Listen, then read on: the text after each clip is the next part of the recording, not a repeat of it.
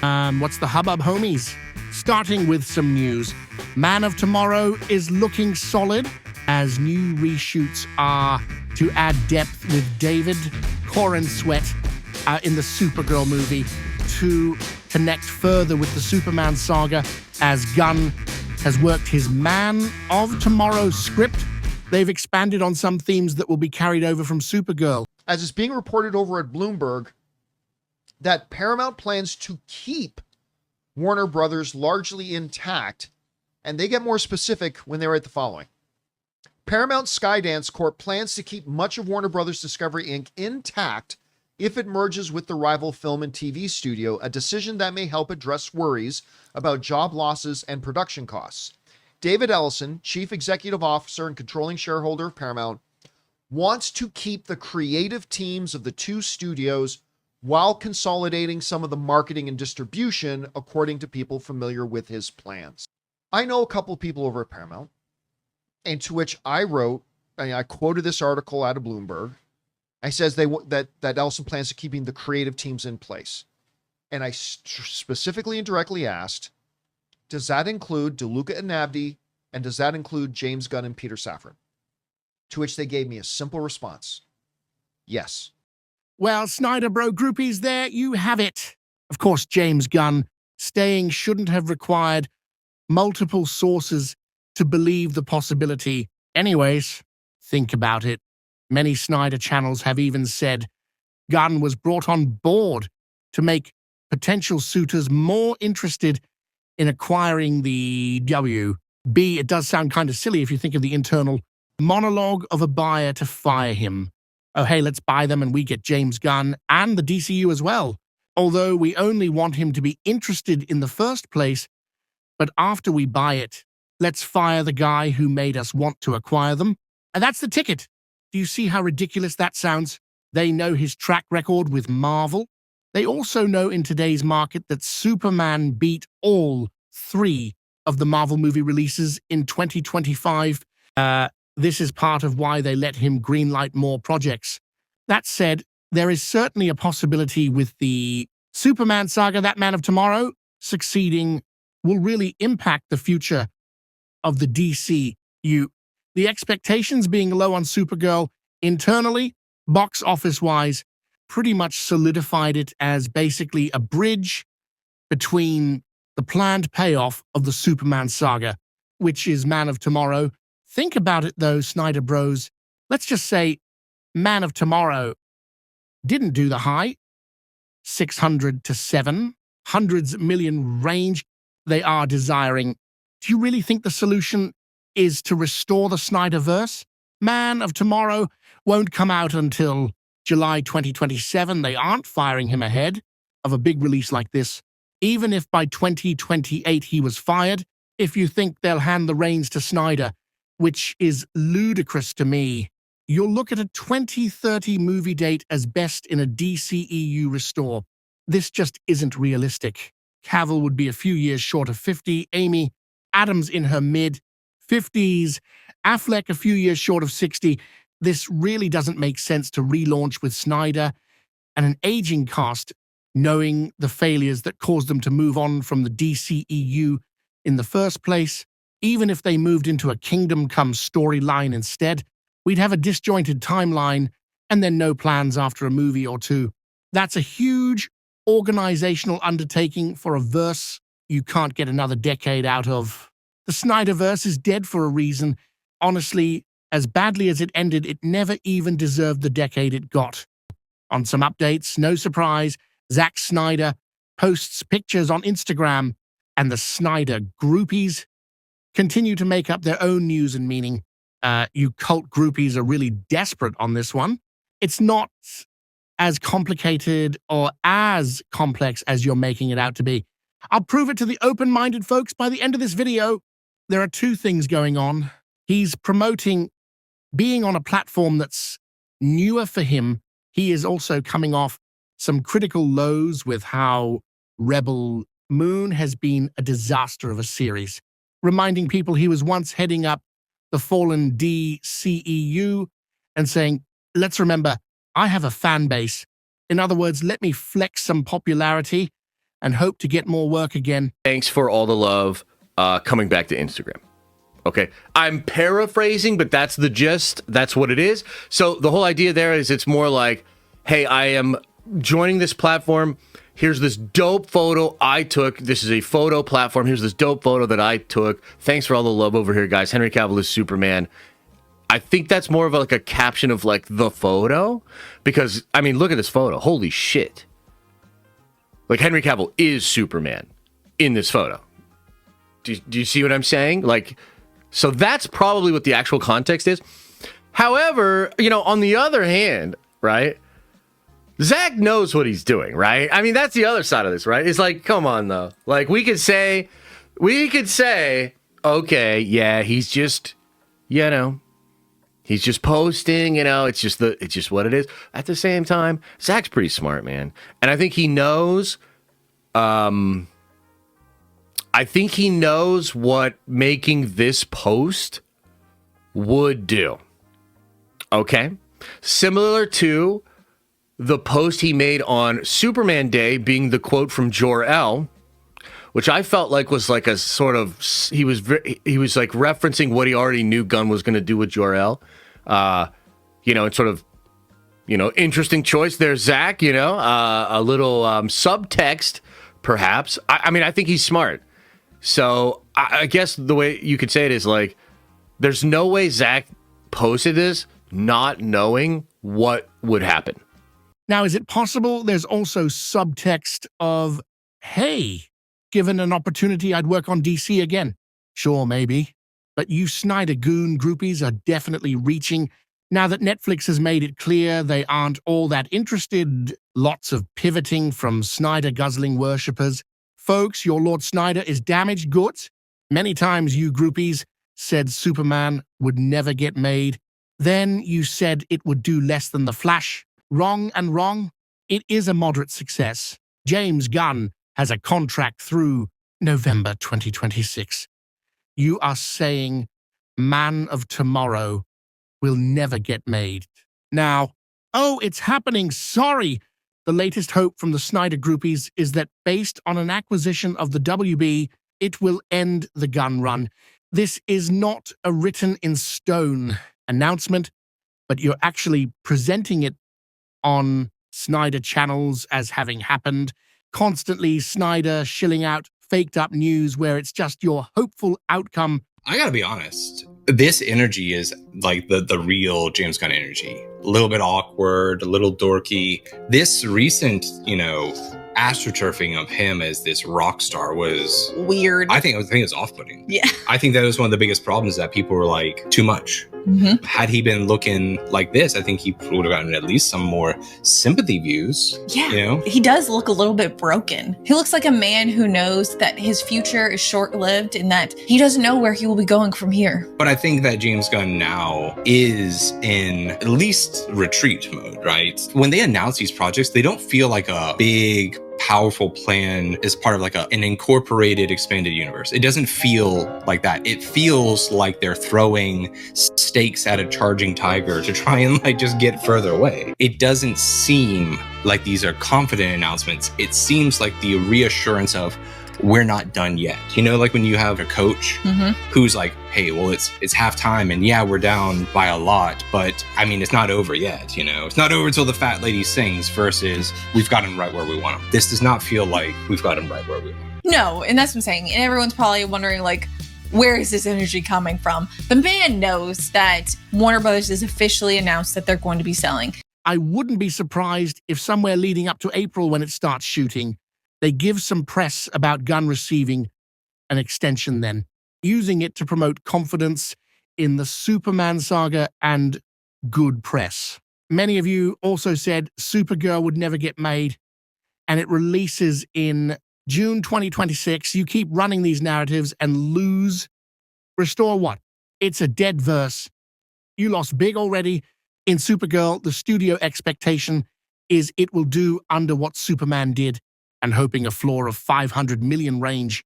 This would be a success for them. We know, however, the goal line will get moved by the cultists saying it needs to do more than Superman. No, it doesn't. That is your pathetic way to call it a flop when it isn't. You tried to call Superman a flop when it was the #1 superhero movie of 2025, beating all 3 Marvel movies. We know the cope you're attempting and nobody falls for it.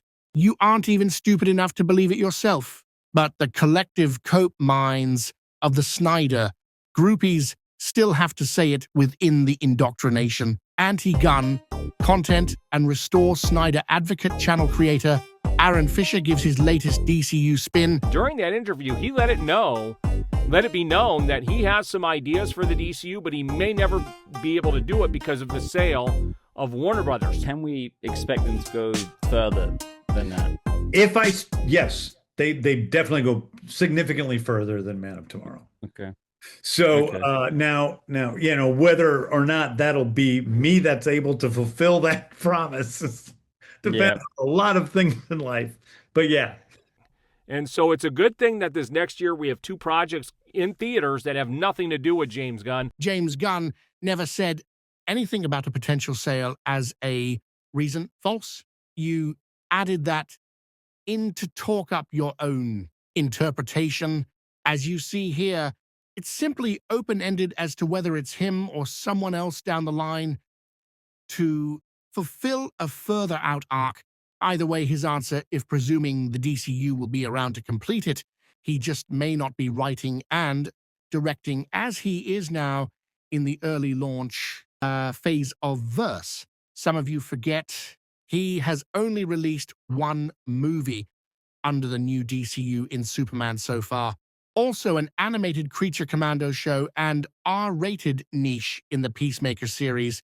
Basically, it's all quadrants to get wide fan bases covered. We're not even scratching the surface. He's still in the launch phase.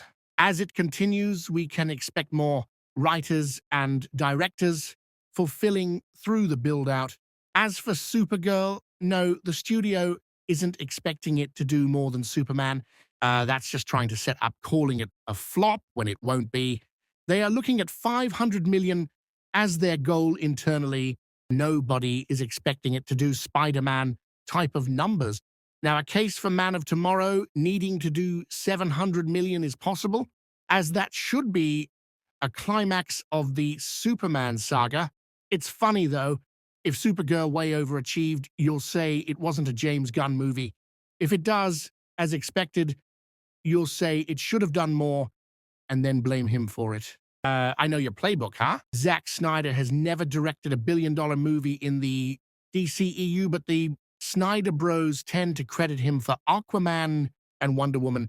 They distance him from their trash sequels. You want to give him all the glory, but no responsibility. With Gunn, you want to paint a downfall that's on him. Oh, Snyder Bro groupies. All your delusion of saying if Gunn is out and that you are winning is cope. You lost, and there isn't a scenario that they hire Snyder back to head up the DCEU again. Your best bet would have been, I'll give Gunn a chance, and hey, maybe he can bring Snyder in for some projects, or maybe even a collaboration with Gunn for an Infinite Crisis movie. This is what you wanted your cult movement to become? You'll say Gunn cult reactionary. Now, because deep down, you, Snyder Goon, groupies are aware your fan base is known always for being just that. Now, you twist meanings of his words to suit an agenda. The DCU is a dead cinematic universe because it's a universe full of failures. Superman flop, Peacemaker ain't charting, Creature Commandos is just forgotten about. It's a dead cinematic universe at this point, and having James Gunn in charge of DC has been a nightmare. It has been a disaster, and it's pretty much what sparked the wallet closed movement, because we're not buying into this mediocrity. At this point, you think you need to overthrow a creative team as if it's a government and take it over. This isn't tyrannical oppression. You think your hashtags hold power. The reality is your segment of cult mentality is laughed at and holds no weight and zero clout.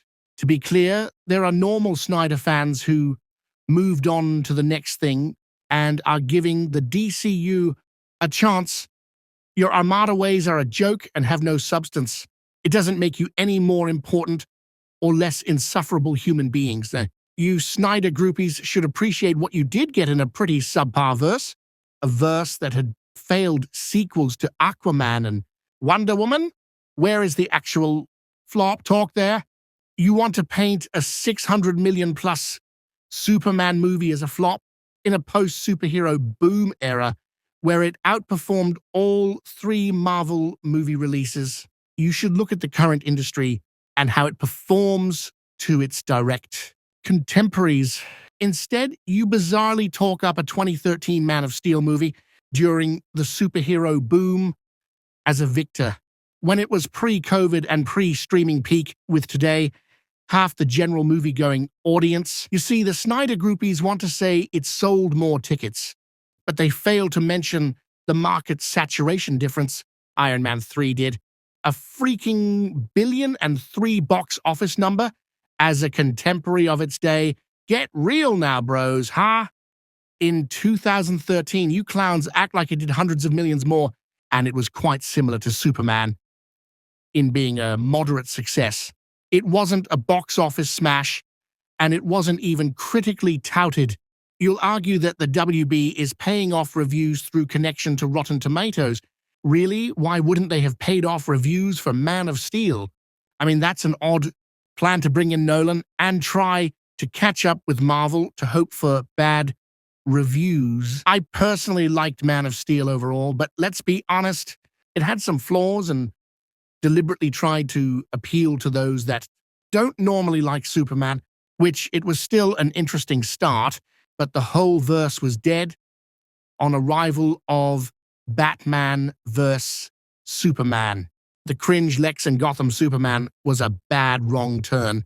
They went full mopey Superman that had no joy. He became depressed, thinking that no one stays good in this world, no longer that symbol of hope. The WB actually tried to do a solid for fans to finish the Snyder JL cut. HBO Max didn't charge a premium for his movie. It actually hadn't existed yet, and they had to pour millions to finish it and take a loss. The SnyderVerse had a 10-year runway and never fully took off. Now you want Gunn, who has only had one actual movie under the DCU release, to just be replaced by the guy who was fired already in Snyder. Like Dr. Malcolm in Jurassic Park once said, dinosaurs had their shot, and nature selected them for extinction, which is your SnyderVerse. Dinosaurs had their shot, and nature selected them for extinction. I simply don't understand this. It isn't just dead. It was selected for extinction. You were selected for the movie world equivalent of extinction. The DCEU will never come back to take over. At best, if you weren't making idiotic demands that get laughed at, you could hope to see an Infinite Crisis movie that even uses some of the Justice League sequel storyline. You will never get Snyder back at all without Gunn helping. Snyder will never, ever, ever, ever take over the DCU. That's done. And he's off on Instagram trying to stay relevant after Rebel. Moon embarrassed his career. I mean, how long has this Netflix campaign been going? Since 2023? They don't want you. Say it again. Specifically, they don't want toxic Snyder groupies as a base. You are more caught up in a movement than the movies themselves. I do reaction and rebuttal videos to give another perspective and clear up misinformation. Meanwhile, you guys are sourcing parody accounts as proof of news. While some are discussing film, you are discussing fish. It's full-on delusion. That is today's hubbub. And if you want to always and easily know what the hubbub is, if you're a regular viewer around here and still not subscribed, what are you waiting for? Keep engaged in civil DCU versus DCEU debate world. Hit that subscribe button and tap the notification bell. Just a small channel here sharing some news reactions, rebuttals, and a fresh debate perspective. I'll keep you up to date at the Hubbub. Channels that aren't in the cult or anti-woke grifting are rare. It's a nice break for your sanity, I promise. Normies and regular DC fans can use another perspective instead of the slanted Snyder #forced hatred echo chamber. Appreciate it. Also share a link of this video to your favorite social media discussion groups. Civil debate, even if a bit snarky, is so worth it for fan sides. DC doesn't know an undivided world. If they did, they'd be Marvel. Oh, good Lord. But hey, I'll say it again. For DC to come together fully, the brain-washed cult needs to move on. Remember, kids, no SnyderVerse, no problem. Look up, not back. The DCU is soaring to new heights. The Snyder groupies cult is still dead and buried and under the ground. Ouch! But hey, till next time, take care of yourselves and others, super friends. How does Christopher Reeve's family feel about David taking the mantle? Well, his son Will has a cameo. I said to David, you don't need my blessing, but you have it. He's a Juilliard-trained actor, which sits well with us as the children of a Juilliard-trained actor who made his name as Superman.